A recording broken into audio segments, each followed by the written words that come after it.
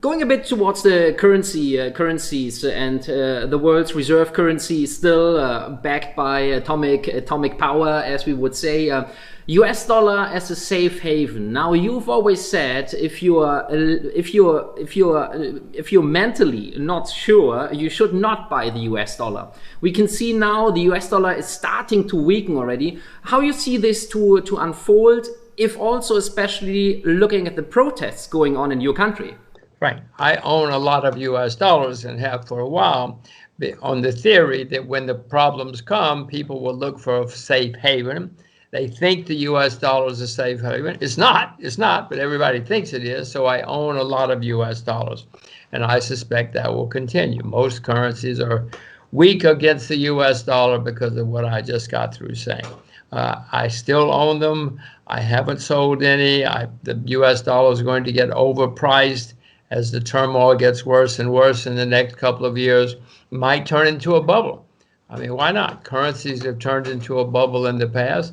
And if it happens, I hope I'm smart enough to sell, and put my money somewhere else. I have a couple of ideas of where I might put it, but who cares? I mean, right now I own a lot of US dollars and I'm not selling. Talking about safe haven, the Japanese yen. Now, you've always been happy living in Asia, and you like also Asian currencies. The Japanese yen is another safe haven, is also now in a way depreciating. So, what's your outlook maybe on the Japanese yen moving forward? Well, the many people who consider the Japanese yen a safe haven, again, it's not. It's just like the US dollar. People think it is, but the Japanese have huge debts.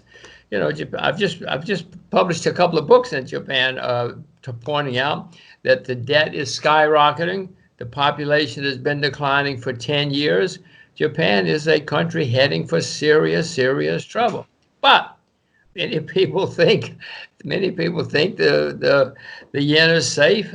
I don't own any yen, but so it is one that people still consider safe. I don't own it. The Swiss franc's another one that people think is safe. It's not. My gosh, it's not.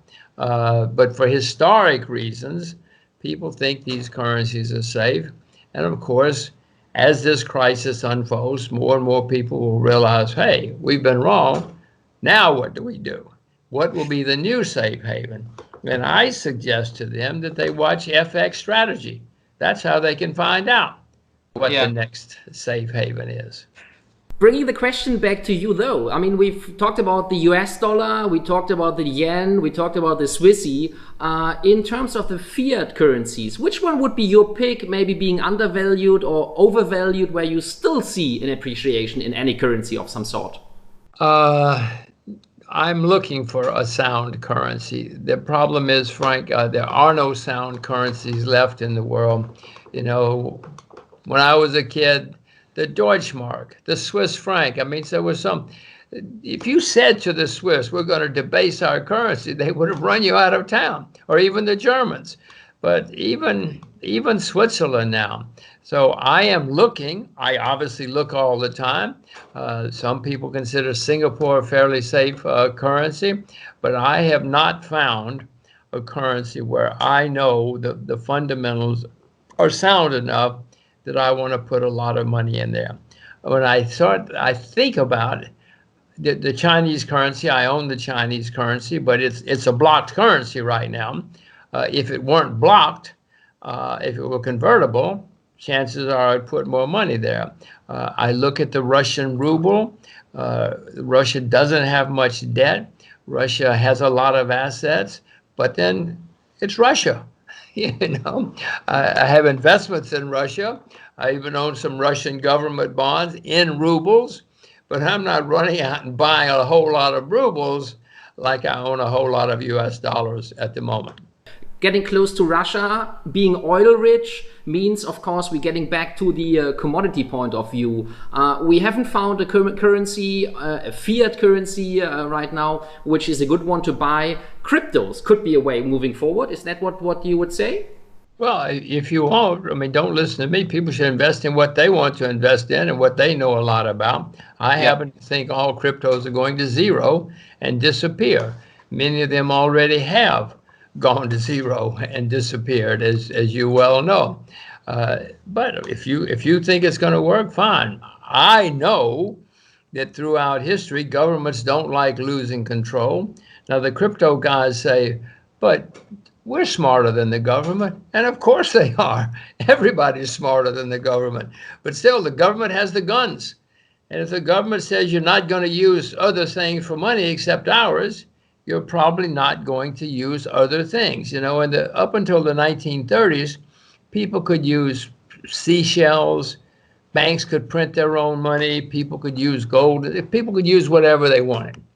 And one day the Bank of England said, the most important bank in the world then said, okay, from now on, if you use anything except our money, it is an act of treason. Well, Frank, treason means they execute you.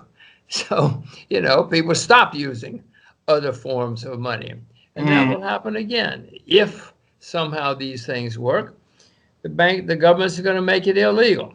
That does not mean, Frank, that money's not going to be on the computer. Money already is on the computer in China. China is far ahead of us. You cannot take a taxi in China with money. I tried to buy an ice cream in Beijing.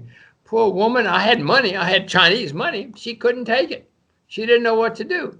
She gave me the ice cream because she didn't know what to do. Everybody's money is already on the computer in China. I now have it on my computer too. But no, money's going to be on the computer, but it's going to be their money. Do I like it? Of course not.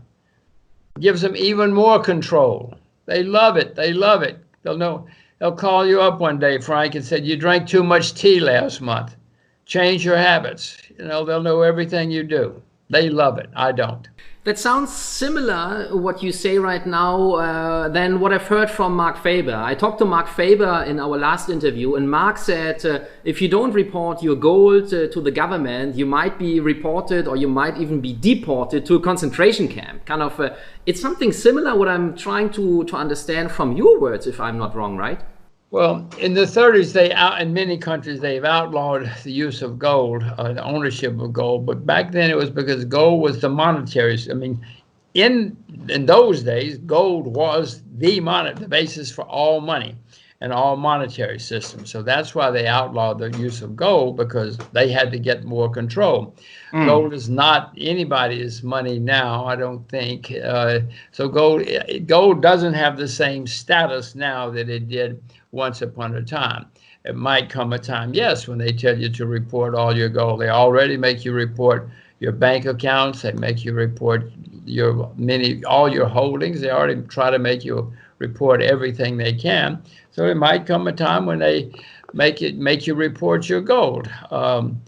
Again, I don't like it, but all money is going to be on the computer, so they're going to know pretty much everything anyway. But I have some gold. Yes, I have my gold. I have some silver. I'd rather buy silver than gold right now because silver is so much cheaper than gold on a historic basis. But the government, the academics will say, don't buy gold. It's archaic. I don't care, Frank. I'm an old peasant. All of us old peasants all over the world know that when things go wrong, we want some gold. So I've got some gold too. But I think that makes sense. Mark's right. Maybe someday they're going to make us all report it. If we don't report it, we'll go to jail already. I mean, if I don't report my foreign bank accounts, I can go to jail. So it's already happening.